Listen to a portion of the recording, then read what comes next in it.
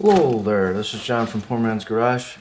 I guess I'm going to make this video. I wasn't sure if I was going to or not, but I'm going to. So, back in 1981, I was 14 years old. My very first car was a 1971 429 Super Cobra Jet Mustang. I was 14. That was my very first car. So I managed over the years to sell the car, but I kept the original engine block. So when I was a kid, about the same year, I was actually 1981, I missed out on a Boss 429 Mustang. My father really didn't know just how valuable it was, and it came out in the swap sheet for $10,000, which was a lot of money back in 1981. But they're worth a lot more money now. And so I kind of missed out. And I've always wanted one, so I have the opportunity to build my own Boss 429, and I'm going to put it in a 83 Mustang GLX Fox body, which I've had for 38 years. So actually I've had the engine block for 42 years, Fox body Mustang for 38 years, and back in 2000, according to the bearings, rod bearings on the big block Ford, that the motor that I'm updating the motor, that's when I built at that time was a big block Ford, like 521 cubic inches with back then it was trick flow specialist heads, and they just come out, trick flow specialist head, back in 2000. So I disassembled the motor and I'm basically redoing it, and I'm going to show you what I'm up to and give you my rundown on how to build a big block Ford, and all the things that I've learned in my 56 years of experience. It's going to be 57 real soon, so I say 56, 57. But 57 pretty soon, so I've been building motors and cars since I was 14 years old. So this is how I'm going to build a Boss 429 Mustang. It's actually going to be 558 cubic inches if you did the math. So I'm going to show you what I'm up to. So this is the original block. This is a 429 Super Cobra Jet block out of the 71 Mustang. This is a Bryant billet crankshaft. This crankshaft is pretty close to about $5,000.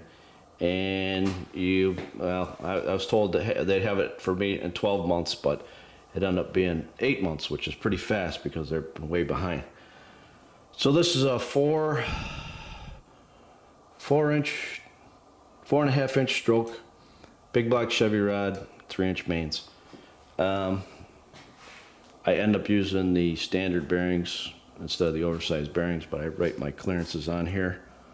So my main clearance is 3.5, 3.5. This one is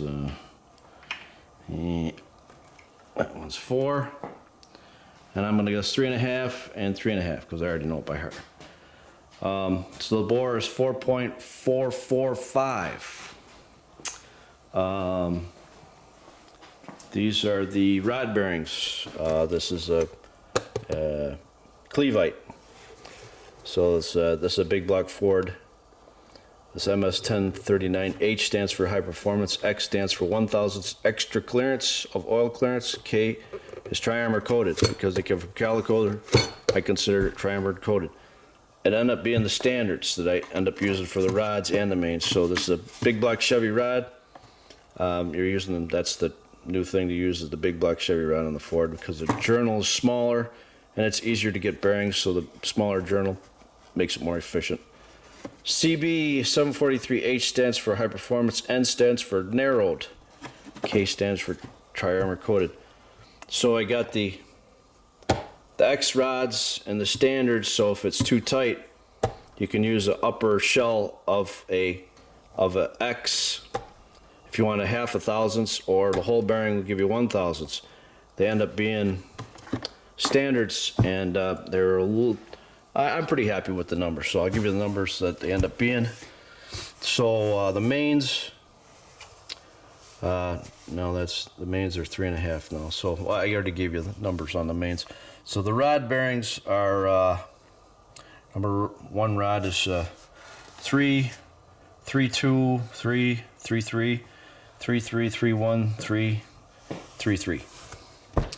So, and I already did the rings. The top ring is 24,000 and the second ring is 27,000. According to the sheet, if you did the math, it's 20 and 20. But I talked to John Kazi and he seemed to think that I was too tight. And he recommended on this bore a 24 on the top for clearance and a 27 on the bottom ring for clearance. So this diamond piston, it's a Carrillo rod with a car bolt. I already installed the rods on it. The connecting rod and the piston have to go a certain way. So number one piston, the faces, this has to go towards the radius, so it's got to go like this. The flat sides kiss each other. And let's see if I can get it on camera. Goes in the bore like that. Your intake's on the top, exhaust on the bottom. So that's why the pistons have arrows on it. The arrows point to the front of the block.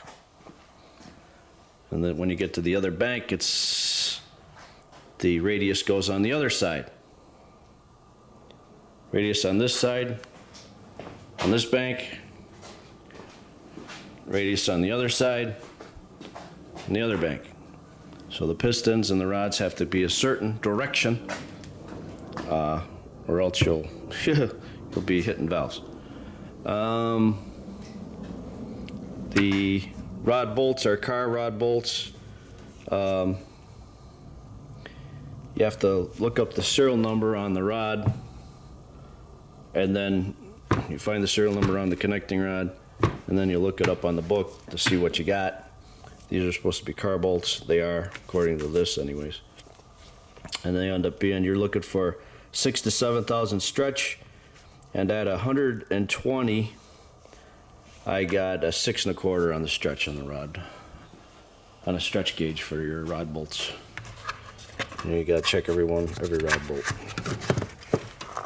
So for the thrust on the crankshaft, I got 4. I had to sand the middle bearing, thrust bearing. Crankshaft came out about 3 times before I got it right, so I'm at 4 thousandths on the thrust. It's a little tight, but that's okay. I'm happy with it because I got a real heavy lubricant in here. So probably without the lube, it's probably at 5. And so I use, where's my lube? On my bearings, I use the Clevite assembly lube. I also like this Driven GP1. This is Driven BR40, break-in 40 weight. And I use Total Seal on my rings, on the pistons. So that's what I got going on. As I go further on the build, I'll probably make videos. This is where I'm going to stop, so I'm going to stop and start this quite a few times. I don't know if I can edit it all together or not. Probably not. I don't really know how to do that. I just know how to build motors. I'm not very good at editing videos or patient enough with videos. So there'll probably be part 1, 2, 3, 4. So I'm going to stop it now, and I'm going to put the rings in, and we'll go from there.